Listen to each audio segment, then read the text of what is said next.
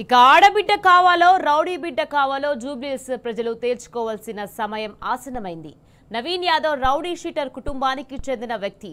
పలు క్రిమినల్ కేసుల్లో నిందితుడు కూడా. అలాంటి వ్యక్తి గెలిస్తే నగర శాంతి భద్రతలకు ముప్పేనని ఆందోళన వ్యక్తమవుతుంది. రౌడీ షీటర్ కు టికెట్ ఇవ్వడమే కాకుండా రౌడీలను గూండాలను వెనకేసుకొస్తున్న సీఎం రేవంత్ కాంగ్రెస్ పార్టీ పట్ల ప్రజలు భయాందోళనలు వ్యక్తం చేస్తున్నారు. రౌడీ వద్దు, ఆడబిడ్డనే గెలిపించుకుందామంటూ ఓటర్లు చర్చించుకుంటున్నారు.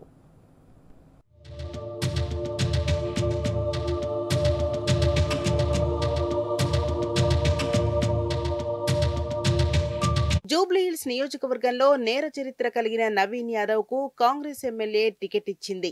ఒక్క నవీనే కాదు, ఆయన తండ్రి చిన్న శ్రీశైలం యాదవ్, బాబాయి రమేష్ యాదవ్, సోదరుడు వెంకట యాదవ్ పైన కేసులున్నాయి.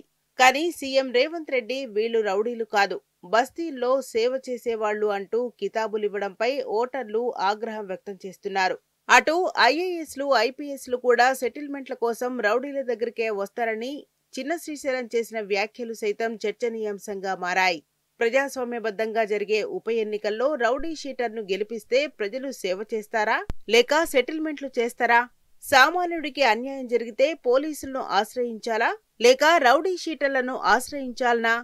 జూబ్లీహిల్స్ నియోజకవర్గ ప్రజలను వేధిస్తున్న ప్రశ్నలివి. ఈ నేపథ్యంలో ఈ ఉప ఎన్నికల్లో ఆడబిడ్డ కావాలో రౌడీ బిడ్డ కావాలో తేల్చుకోవాల్సిన సమయం వచ్చిందని చర్చ జరుగుతున్నది.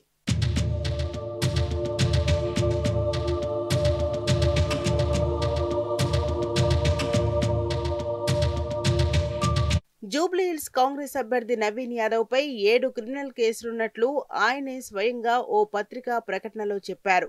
బెదిరింపులు, మోసాలు, భూకబ్జాలు, అక్రమ నిర్బంధాలు, ప్రజల పట్ల దుష్ప్రవర్తన, నమ్మక ద్రోహంకు సంబంధించిన క్రిమినల్ నేరాలకు గాను పలు సెక్షన్ల కింద కేసులు నమోదయ్యాయి.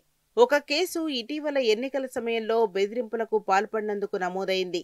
అటు కార్మికనగర్ యూసఫ్గూడ చెక్పోస్ట్ రోడ్డుపై నిమ్జిమే దగ్గర 4 కోట్ల రూపాయలకు పైగా విలువైన 357 చదరపు గజాల ప్రభుత్వ స్థలాన్ని బోగస్ పత్రాలు సృష్టించి ఆక్రమించుకున్నారంటూ ఖైరతాబాద్ రెవెన్యూ అధికారులు ఫిర్యాదు చేశారు.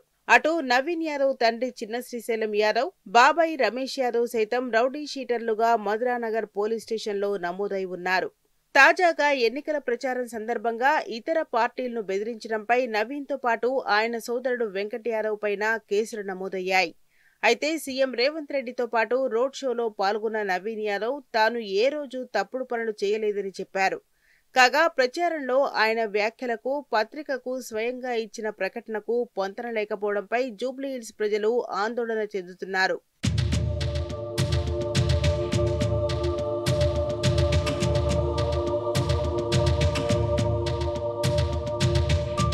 జూబ్లీహిల్స్ ఉప ఎన్నిక సందర్భంగా పోలీసులు చిన్న శ్రీశైలం యాదవ్, రమేష్ యాదవ్ సహా 141 మంది రౌడీ షీటర్లను బైండ్ ఓవర్ చేశారు. ఈ నియోజకవర్గ పరిధిలో ఇంతమంది రౌడీ షీటర్లు ఉన్నా గతంలో కేసీఆర్ సీఎంగా, మాగంటి గోపీనాథ్ ఎమ్మెల్యేగా ఉన్నప్పుడు ఏ ఒక్కరూ బయటకొచ్చి ప్రజల్ని ఇబ్బంది పెట్టే సాహసం చేయలేకపోయారు. కానీ రేవంత్ సర్కార్ ఇప్పుడు రౌడీలను, గూండాలను ప్రధాన రాజకీయ స్రవంతిలోకి తీసుకురావడం అందర్నీ ఆందోళనకు గురిచేస్తున్నది. జూబ్లీహిల్స్ బస్తీలో అనేక మంది నిరుపేదలు 20 నుంచి 30 గజాల్లో ఇళ్లు నిర్మించుకుని జీవిస్తున్నారు.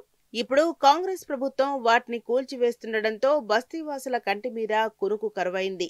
రౌడీలు మంచోళ్లు, సెటిల్మెంట్లు చేస్తామంటున్న వారి చేతికి అధికారమిస్తే భూ సెటిల్మెంట్లు పెరిగిపోతాయని జనం భయపడుతున్నారు. నవీన్ యాదవ్ ప్రభుత్వ స్థలాన్నే ఆక్రమించేందుకు చేసిన కేసుకు ఉదాహరిస్తూ జూబ్లీహిల్స్ ఓటర్లు భయాందోళనలు వ్యక్తం చేస్తున్నారు.